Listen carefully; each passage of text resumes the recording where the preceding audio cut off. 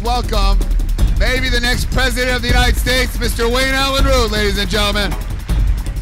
Now, I want to tell you another funny story that sums up why we're here today, because it sums up how important enthusiasm is in life. An elderly man walks into a church to confess to the priest. And he says to the priest, I'm 92 years old. I've got 4 wonderful children, 16 wonderful grandchildren, 6 great-grandchildren, and I have been blessed by God. And the priest says, well, why are you here? He says, wow, I've got a story to tell you. Yesterday, I was at the airport. I met these 2 beautiful young girls, both 21 years old. We went back to my home, and we made love all night long with both of them. And the priest says, are you sorry for your sins? And the old man says, heck no, it was the best night of my life.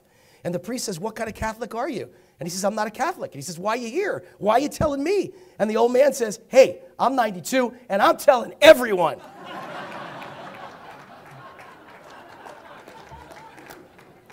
Nothing more important than enthusiasm if you got a good story to tell. So create a good story, create a great product, and make sure you're enthusiastic. Because here's my feeling on life. People want to be around people that are enthusiastic. People want to be around people with energy. People want to be around people with passion. People want to be around people who make them feel good and feel alive and feel high on life. That is what life's about. And you've got to find a way to light that fire. And when I meet people who don't know how to light that fire, I think it's because, A, nobody told them, because no one's born this way. Trust me, I wasn't like this as a kid. You have to be doing something you love to do to be enthusiastic about it. It's got to be your passion, and like I say, clear eyes, full heart. Your heart's got to be exploding like the Grinch that stole Christmas. You can't fake that. There's no way to fake it. So to change your life, you got to make people excited, and you got to make them want to be around you. And you know what makes me excited? When people go, well, what gets you excited, Wayne? I go, entrepreneurship.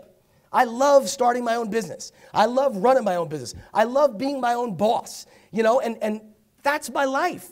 And I don't really have any other interests or habits, to be honest with you. You know, I laugh when I see guys playing golf. It takes 6 hours to play golf. Then you have lunch. By the time it's all done, driving there, coming back, it's a whole day. And I'd rather be making money. It's what I like to do. But if you like to play golf, God bless you. Great, then you do it. Whatever makes you passionate, my passion can't be your passion, and yours can't be mine. But when you are passionate, everyone likes what you have, and it shows. So having said that, remember that, it shows. Let me ask you all a question. I want to show of hands. How many of you believe that I have energy? Show of hands. How many of you believe that I have passion? Show of hands. How many of you believe I am enthusiastic? Show of hands. Now compare my energy and enthusiasm to an employee of the Department of Motor Vehicles. You get it? See, it's very easy to get. And so that explains the difference between big government and small business right there. That explains the difference between California and Texas right there.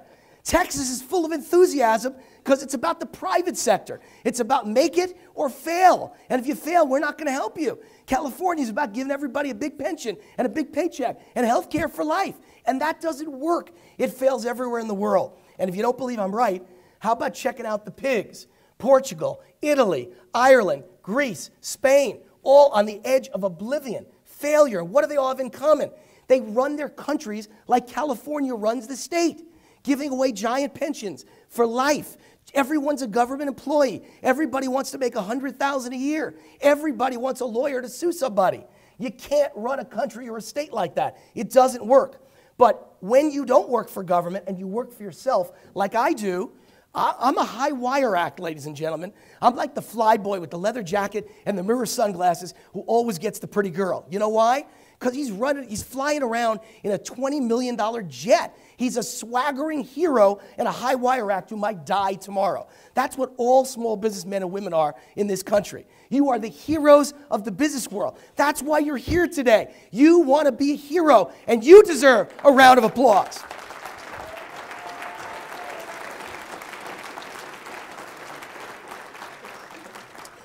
So the good news is that you're spending this hour with an SOB. I am a son of a butcher. And I think that's very important because I started with absolutely nothing, zero. My dad had a white apron and bloodstains on it. And his idea of making it in America was every 6 years he bought a new Oldsmobile. That was his feeling of making it in America. That and one other thing. For about 30 years, he made minimum wage working in a butcher store. And his whole dream in life was that one day he'd get to own his own butcher store. And one day, he finally saved up enough money and took the chance, took the risk, started his own butcher store. Didn't get rich off it, but I'll tell you what he told me on his deathbed when he was dying from cancer in March of 1992. My dad looked at me and he said, listen, I didn't make a lot of money in my life, but I made my dreams come true. I'm living the American dream. And I said, really? And I knew he had nothing. And I said, what do you call the American dream? And he said, the last 15 years I've owned my own business. I'm my own boss. I finally made the American dream come true. So he died a happy man because he knew that he owned his own little castle. That butcher store was his castle, and he was the boss. And he made the decisions and didn't have to answer to anybody else. And that was the most important thing in his life. And I think it should be important to you that the guy standing in front of you right now is an SOB. Because I hear an awful lot of people bragging about how successful they are, and then I study them, and I find out they started out with billions of dollars. You know, the easiest thing in the world to becoming a billionaire is to start with $1 billion. It's really easy. Matter of fact, even easier yet is to start with $1 billion and wind up with $1 million. Now you're a millionaire, but you didn't do anything to deserve it. I mean, let me give you an example. How many of you realize Donald Trump, so many people are impressed by him, and I like him. I think he's a great guy. But how many of you realize the day he was born, his father was a billionaire that owned almost every apartment building in Staten Island, Queens, and Brooklyn? Did you know that? The day he was born, he was a prince. The day he was born, always had $1 billion at his disposal. How many of you knew this one? Here's a really obscure one. Bill Gates, everyone's so impressed. He dropped out of Harvard. Let's hope Dakota doesn't do that. Dropped out of Harvard, and he literally created Microsoft. But what nobody tells you was, the day he was born, his grandfather was the most important his father was the most important lawyer in the entire Pacific Northwest, the whole Seattle, and his grandfather was the founder of the Bank of Seattle. And the day he was born, he had a multi-million-dollar trust fund, and his father, to this day, without Bill Gates' money, is one of the richest men in the Pacific Northwest. People don't know that. You know, I started with a guy with an apron and blood on it, and he starts with $1 billion. How do you compare those two? It's a little hard to catch up. So I think it should be important to you to learn from somebody who started in the same place that I assume most of you have started or are starting, which is with nothing. That's important. I don't know of a person who starts with 100 million or 10 million or $1 billion can teach you a damn thing, because their circumstance in life is not your circumstance. How would they know what your life's like? You know, here's another guy I like. Mitt Romney. I really like Mitt Romney. And he'd probably make a very good president. Certainly better than the one we've got now. But having said that, I won't get too political.